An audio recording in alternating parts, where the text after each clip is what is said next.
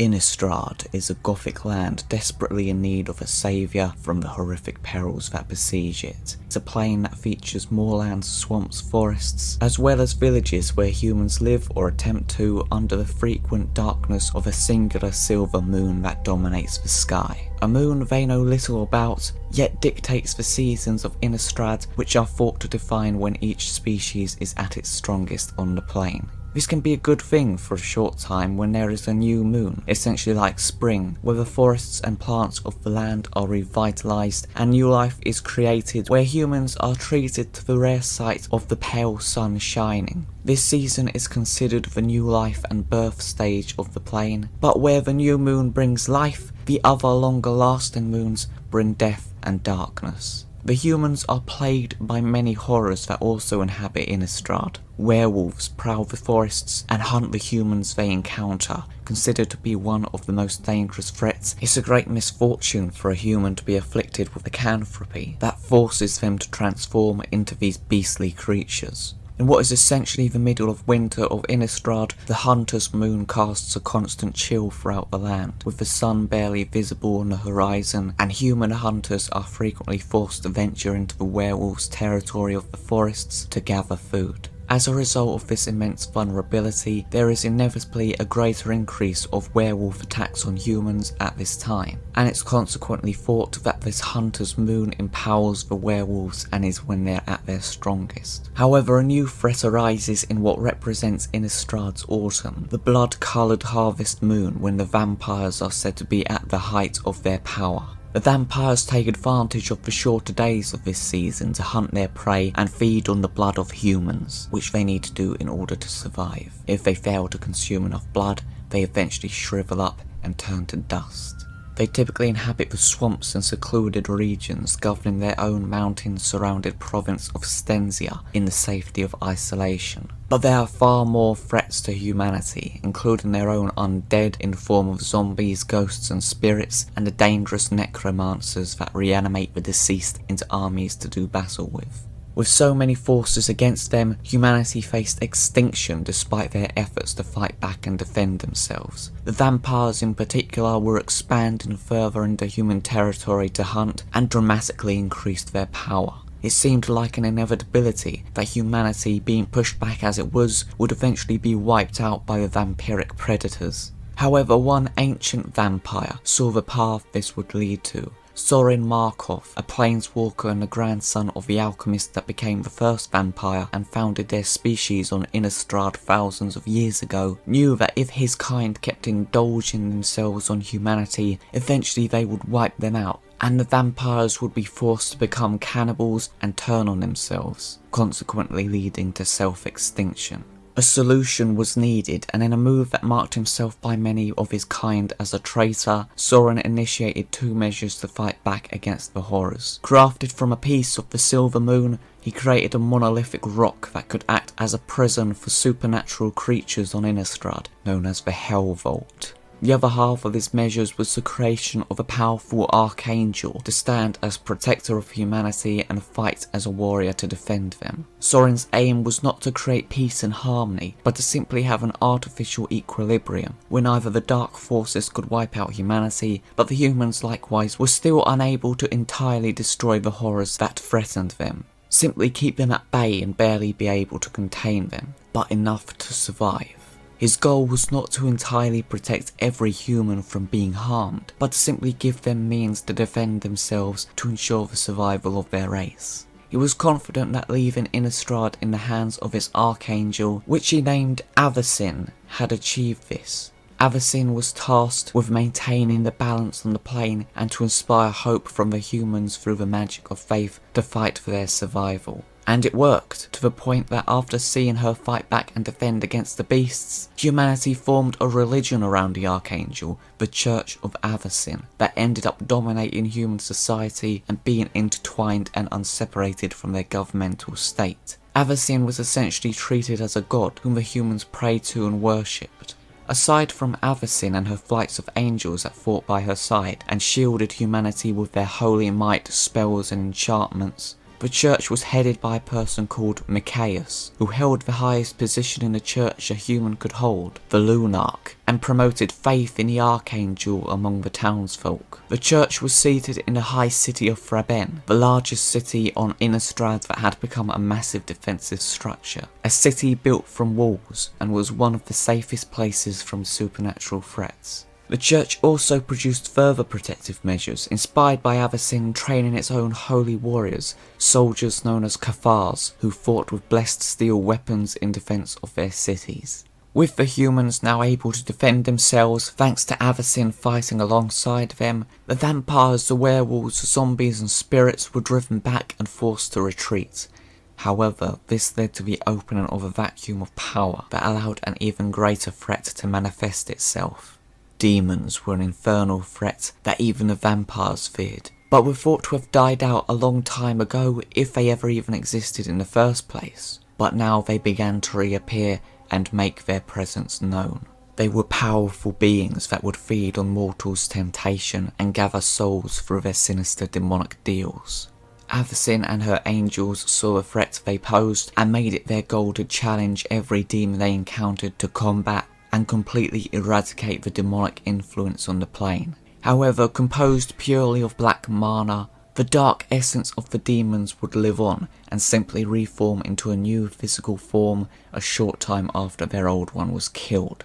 As a result, Avacyn had to take a new approach to deal with them, as she proclaimed what cannot be destroyed must be bound. Instead of striking them down, she used magic to trap them in her supernatural prison, the Helvault. One by one she would hunt the demons with her angels and use her divine powers to secure them away where they can no longer do any harm.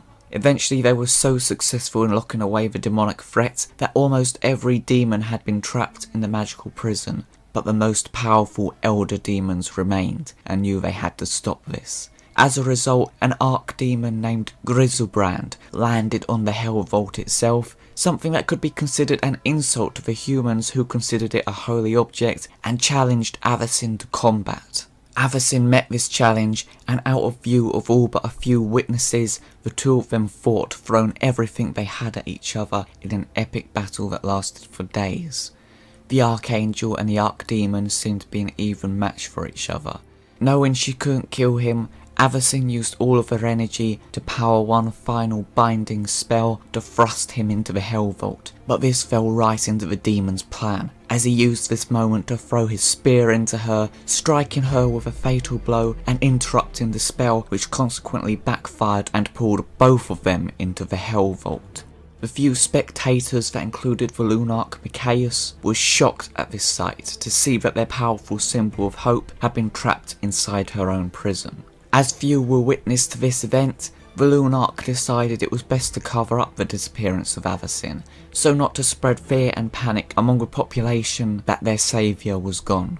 Despite this, the effects of her absence began to be felt over the next few weeks as the holy magic that once shielded humanity faded, and the supernatural horrors sensed this weakness and returned to human lands, free to hunt their prey without their saviour to protect them. Mankind did its best to keep them at bay, but with Avacyn having vanished, their magic protections no longer had any effect, and they were forced to barricade their homes and simply do what they could to keep the invaders back.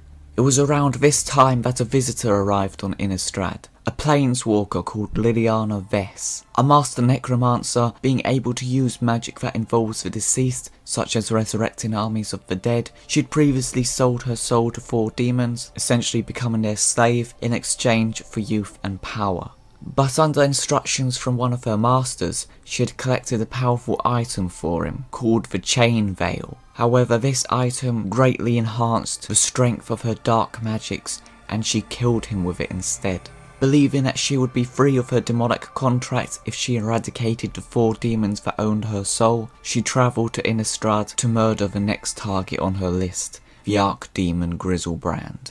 Travelling along the now horror-plagued lands of Innistrad, searching for him, she eventually makes her way to the high city of Rabin and discovers that the Lunarch Mikaeus, the person whom she has learnt is the only person that knows where Griselbrand is, was killed while the city has been besieged by zombie armies. This isn't an obstacle for Liliana though. Herself being a necromancer, she simply goes to the catacombs where he's buried and reanimates his corpse. With new unnatural life within him, she forces him to tell her the fate of Griselbrand. He's trapped in the Helvault. As far as she's concerned, all she needs to do is destroy it. But she can't. Her dark abilities, although powerful, are unable to destroy the holy magic monolith. But she has a plan on how to get it done. She raises an undead army of her own and marches on the Helvault, killing everyone that gets in her way. As she arrives by it, the Guardian of Rabin, Thalia, and her Cathars surround the monument to defend it. But this is what Liliana expected. She uses her dark magic to paralyse Thalia's soldiers with pain, and tells Thalia to destroy the Helvault or her holy warriors will be killed. Thalia contemplates the predicament she's in.